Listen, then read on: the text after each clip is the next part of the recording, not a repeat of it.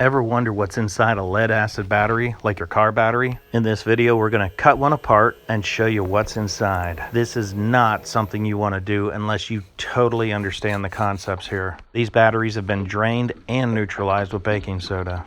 Once we have the top cut off, we'll be able to take a screwdriver and start to pry everything loose. You can already start to see some of the plates inside.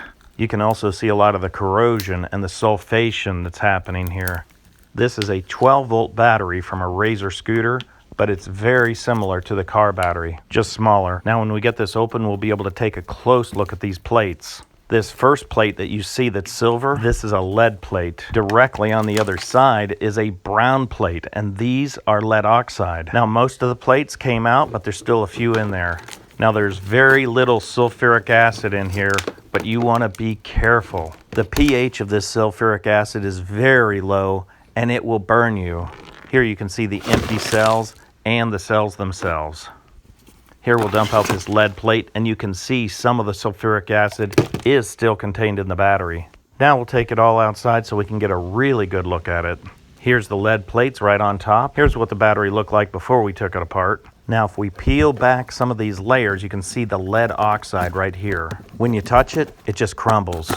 And you can also see that the lead plate is porous. When it's pushed on, you can see the sulfuric acid coming out of it. If you take a real close look at this lead plate, you can see how it's formed to allow the acid to go through it. This soft absorbent material is between each plate of lead acid and lead oxide.